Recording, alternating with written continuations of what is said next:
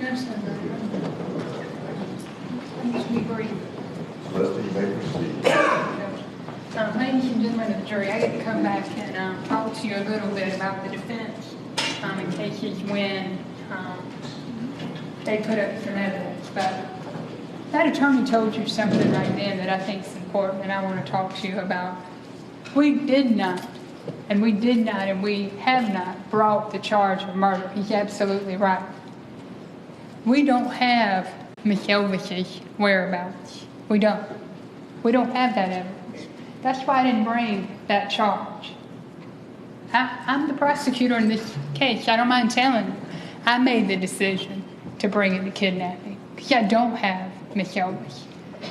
But what I do have is I know that after she talked to Sidney Moore, and I know when she was at that landing, and I know he went down there in his truck, Grant Fredericks told you the SD card was removed. He watched it afterwards. That's how we know it's the right truck.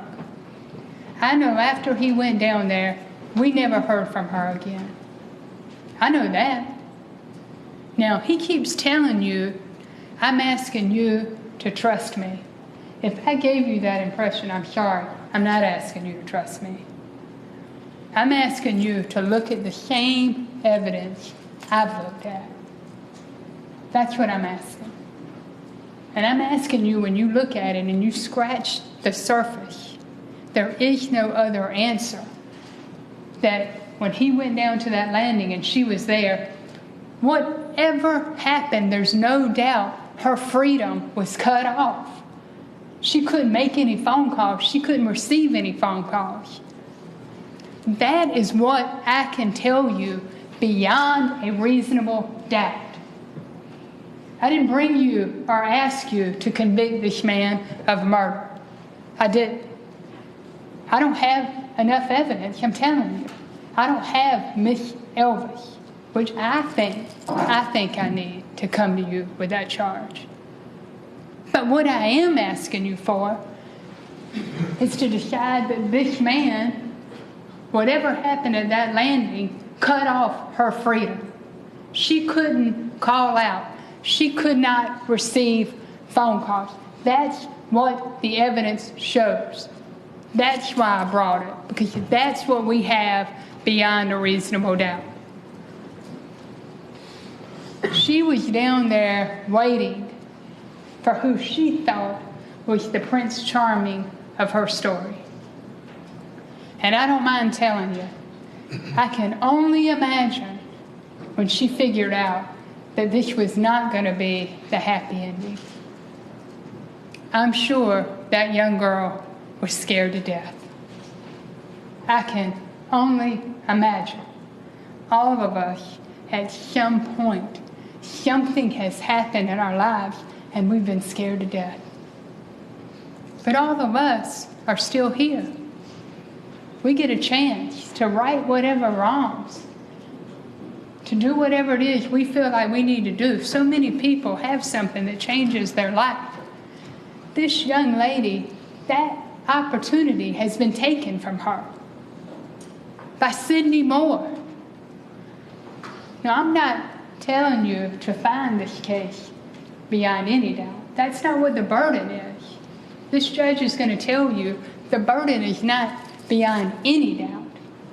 The burden is beyond a reasonable doubt. Firmly convinced. Firmly convinced. That's the burden. Now, he's come up here and talked to you a little bit about the police. I mean, I'm telling you, man, to listen to him talk to police, just the sorriest crowd in Horry County. You ought to be more worried about them than this guy that's out snatching teenage girls. The police are not perfect. Okay? They're not. They're doing the best they can. I'm doing the best I can. That man that sits at the table is doing the best he can. The police made some mistakes. I'm sure we've made some mistakes. But that doesn't mean that Sidney Moore didn't do it. That's not what that means. I guess Jared wants you to punish this family for maybe the police aren't perfect or we're not perfect. So let him go. Because we're not perfect or the police aren't perfect. That's not how it goes, folks.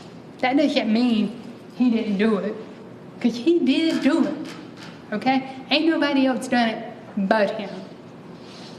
Now, this thing about Stephen Girardi is the last one to see him. What you didn't see is that defense attorney ever touched any of this, because the evidence is not in his favor.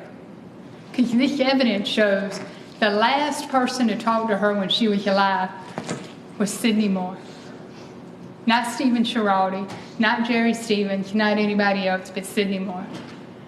And he comes to you with this nonsense about, well, they didn't get so-and-so's records. They didn't get Jerry Stevens' records. They didn't get Stephen Girardi's records. Well, guess what? They didn't get Chris Helms' records either, or James Galmore's. They didn't get those records either. Why? They got the records to the person that was lying to the police. Lying to the police now. He's the only one lying to the police. Jerry Stevens didn't lie to the police. Stephen Girardi didn't lie to the police. And the last one to talk to her when she was alive. Yes, that's who they focused on. And the more that they focused on that, it excluded everybody else. There was nobody else going down the landing except for Sidney Moore's truck. Now, he told you that I am trying to minimize Bruce Coney's testimony. That's what he told you. I'm here to tell you I am. You know why? Bruce did not do one thing but come in here. He didn't go to the scene. He didn't do anything other than look at Grant's report. Look, this look a little off, that look a little off. Grant is the real deal. He is an expert. Bruce Coney is some guy that worked for the FBI when we had VHS tapes. So yes, I'm telling you, Bruce Coney is not a credible source for figuring out what truck that was that went down there. And I'm telling you, Grant Frederick is. He did the work. You saw it. He showed it to you. There was nothing to hide. All Bruce came in here and did, he didn't do anything but nitpick Grant's report. And even then, he had to tell you it was a black Ford 150 with a toolbox.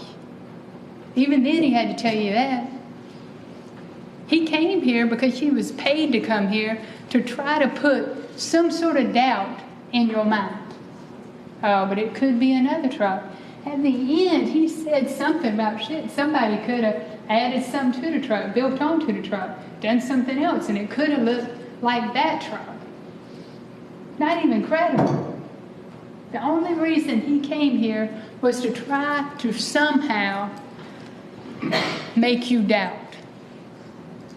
That's all Bruce was here to do, not to find the truth. If he was here to find the truth, he would have done the work. Grant was here finding the truth, doing the work. Bruce ain't never been anywhere in Horry County but right here. He came in here to do what he was paid to do. It might be the truck, might not be the truck. That's what he was paid for to do. He ain't never been nowhere but here. So yes, I'm telling you, that's not credible evidence. I'm also telling you the other evidence they put up, Sidney's sister-in-law, who was on the tape out there looking for bugs, worried to death the police was going to get some evidence. Out there with that mirror, looking under there. Even when I showed it to her, she wouldn't tell the truth.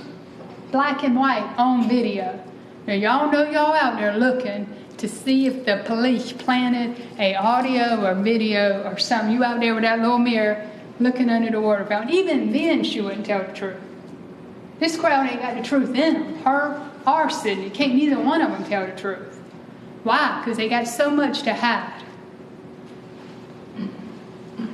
The evidence we presented to you is the best evidence we got. It is the black and white of what happened on the 17th and the 18th. It is things that cannot be disputed. Phone records, surveillance, his very statement, all that cannot be disputed. The defense wants you to look, oh, it could be anybody. It couldn't be just anybody. Could not be just anybody. When you go back there and you look through this evidence and you evaluate it, I'm not asking you to trust what I'm telling you. I'm asking you to trust the evidence. The best they got is to put up some transcript from Penny Schroeder. That's the best they got. They want you to cut a guy loose who kidnapped a teenage girl on that. That's the best they got. Well, Penny Schroeder said this, her son said this. It's been 6 years, folks, and they want to nitpick 2 witnesses. That's the best they got. They want you to cut this man loose who kidnapped a 19-year-old girl over a transcript. That's the best they had they put on the screen. I'm telling you, when you look at the evidence, there is nobody else. It is a tremendous decision.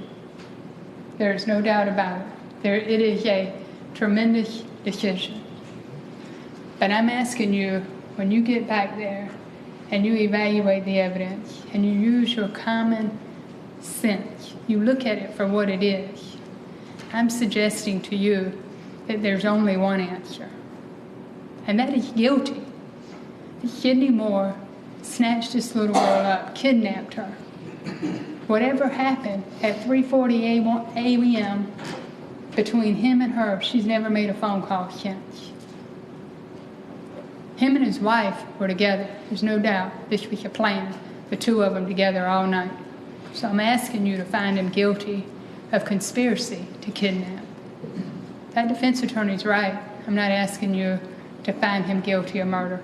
I'm asking you to find him guilty of what the evidence shows beyond a reasonable doubt.